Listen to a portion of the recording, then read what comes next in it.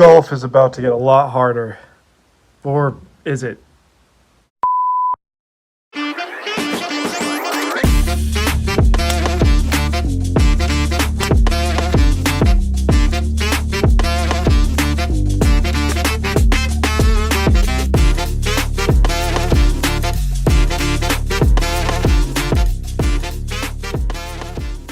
Hey guys, the USGA and RNA just released the new rules for the golf ball, restricting the distance of it. I think it's really important to understand these rules and how it's going to affect your game.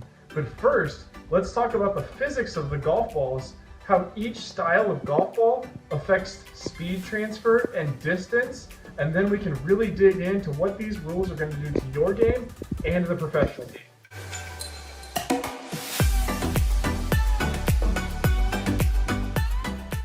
Let's assume that the club is traveling parallel to the ground.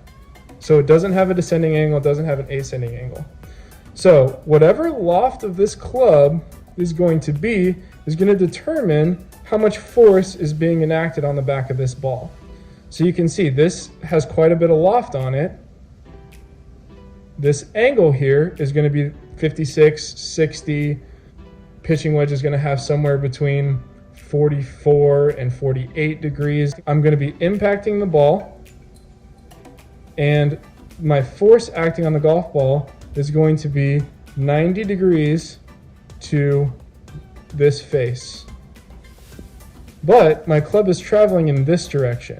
So the actual formula for force being generated is going to be the force moving forward, so the parallel force, times the cosine. That's a really bad F. Times the cosine of whatever this angle is. So let's say it's 48 degrees in this scenario. So now you're generating less force than is actually moving forward. Okay?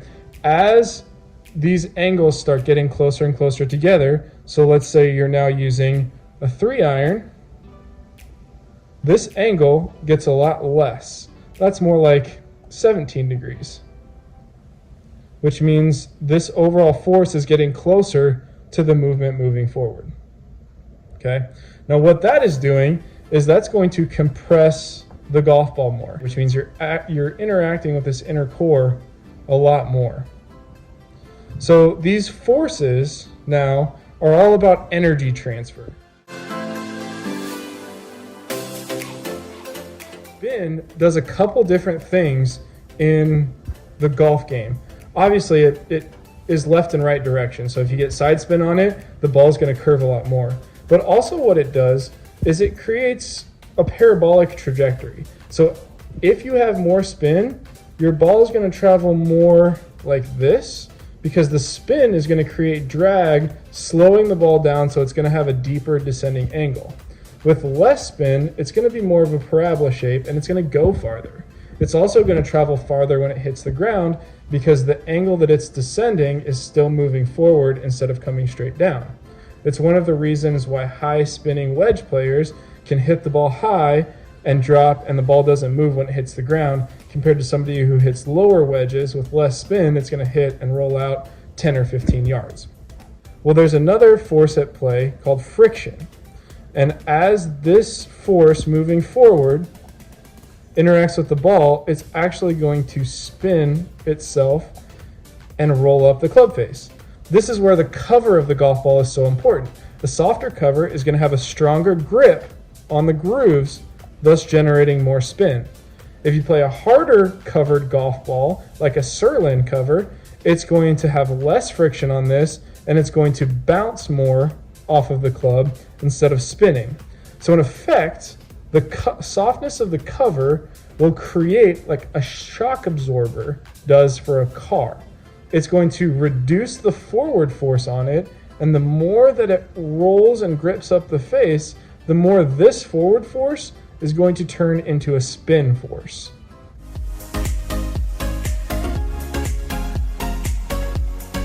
In general, there are going to be different types of golf balls for the different level of performance that you want.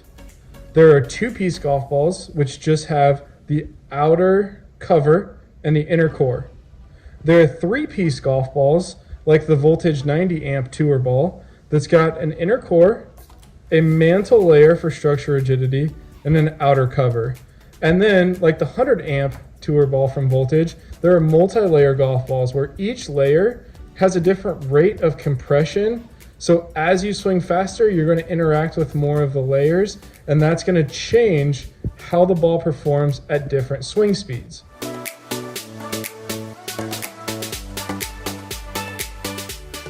Let's talk about the cover of the golf ball. Now there are two main factors with the cover. There's the dimple design, and there's the material. Now, the dimples are going to affect how the golf ball interacts with the air. So let's take a little cut view here. What actually happens is as a ball is moving through the air, these dimples generate air turbulence. And the more that air turbulence creates a little air bubble around it, the smoother the air is going to flow over the golf ball. Deeper dimples cause less turbulence because that air is getting trapped, and it's going to make the ball not have as smooth of an airflow. It's not going to fly as far, but it's going to stay in the air longer. If it has no dimples, that ball is going to struggle to stay in the air because that airflow is just winging right past it, and the spin isn't having any effect to keep the ball into the air. Manufacturers are going to really look at the material that they're using in their covers and the thickness of the cover to limit the speeds of their balls. So there's two main materials. There's a polyurethane blend and there's Surlyn. Surlyn is going to be kind of a cheaper type material that you see in lower priced golf balls. It's going to be much harder, and your level of friction against the grooves is going to be less. So you're going to generate less spin on a Surlyn covered ball, which is good for players who put a lot of side spin on the golf ball because that means less left and right curve. A urethane cover is going to be more on the tour quality balls because urethane is going to have a higher coefficient of friction, which means that that ball, that cover, is going to grip onto the ball more at higher lofts, generating more backspin. It's also going to generate more side spin if you hit it off the side. So the three-piece golf ball, you're going to see more in your higher level premium type golf balls. The 90 amp tour ball from Voltage is a three-piece golf ball. And what you're going to see is this middle layer between the core and the cover that we call the mantle. So that's going to be a hard plastic rubber type material that's going to add rigidity and structure to the core. So the purpose of the mantle is to get more characteristics out of the golf ball at more lofted, lower speed clubs. So if we think about these forces here, like we drew before, okay, my 48 degrees pitching wedge, this golf ball is going to interact with this, and the force is going to be pushing it in this direction, okay? It's also going to have spin factor forces.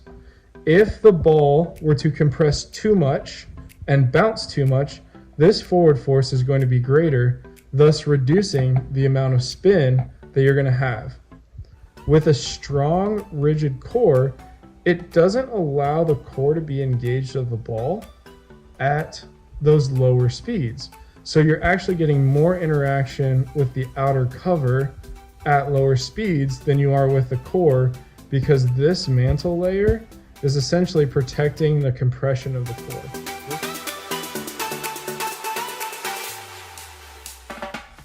Let's talk about the core of the golf ball now.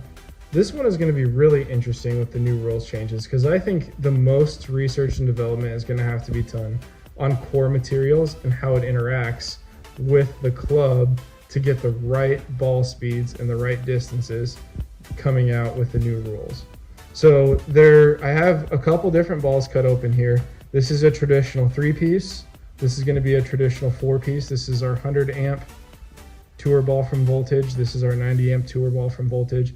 Some companies also make 5-piece golf balls. I've seen them go up to 6. So the interesting part about the cores is that as you start adding more layers, you start adding more dynamics to the golf ball. So they react differently at different speeds. So if you take a 3-piece for an example, once you engage that core, really the compression is going to be similar whether you hit it 100 miles an hour or 150 miles an hour. Now the ball speeds are obviously going to be different, but the compression rate's going to be similar. On a 4-piece, this outer layer is going to have a softer compression rate than this inner layer. So if I only compress the outer layer and the inner layer doesn't get engaged, I'm still going to get some good dynamic spin characteristics out of that. But then if I start to swing faster and engage that inner layer, now I'm going to get some high launch, low spin conditions because that inner layer is not as reactive as something like a 90 compression 3-piece would be. So this is where it gets kind of complicated because golf ball manufacturers have really amped up their golf balls to hit compression rates that have the most trampoline effect compared to where they're being hit and how they're being hit. Well, now they're going to have to start limiting that. So these 4-piece balls, you're going to have to start seeing greater compression on the core at lower speeds, which is going to generate a little bit lower trajectory and a little bit more spin. Same with the 3-piece. They're going to have to really slow down the golf ball and use either different materials or different compression rates. So that ball is going to feel a little bit more mushy and it's going to generate more spin. So it's going to be interesting to see how the dynamics of the core play with the cover and the mantle designs to really maximize the testing numbers that they're trying to put out there.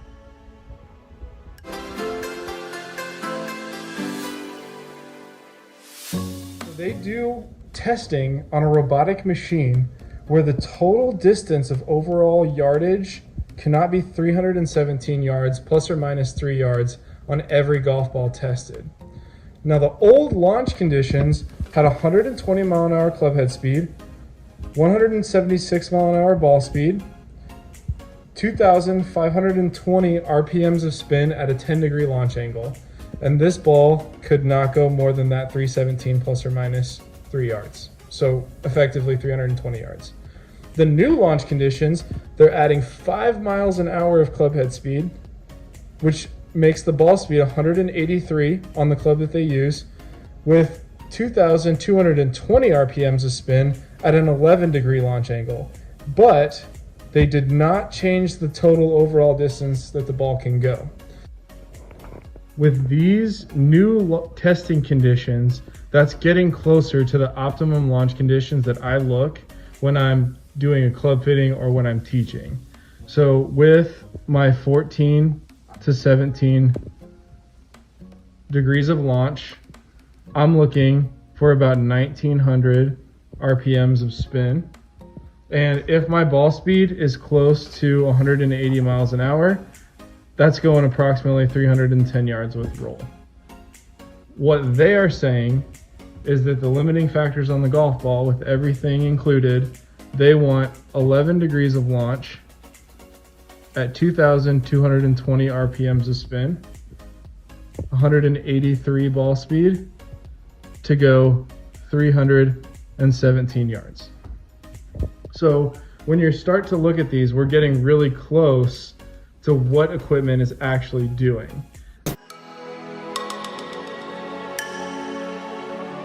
Whoop-de-doo! What does it all mean, Mantle? The really interesting thing that we as golf ball manufacturers are going to have to do is to blend all of this together to get the most out of the testing conditions that the USGA and RNA are putting together.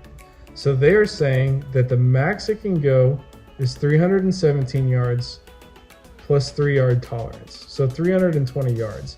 And that's at their launch conditions at 11 degrees, 2,220 RPMs of spin, 183 mile an hour ball speed with 125 mile an hour club head speed. So I think what is going to have to happen is I think you're going to see the covers get a little bit thicker. The mantle layer probably won't change much. And the core compression rates are going to get a little bit softer, which means the numbers are going to go down. So where you would see a 90 compression rate before, you might see an 85.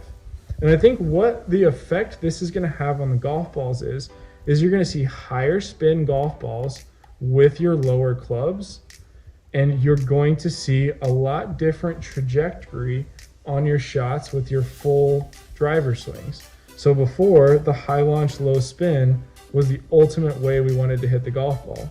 Well, now, with all of this stuff in play, with a thicker cover and a little bit softer of a core, getting those high launch, low spin conditions to create this parabolic arc is going to be a little bit more difficult.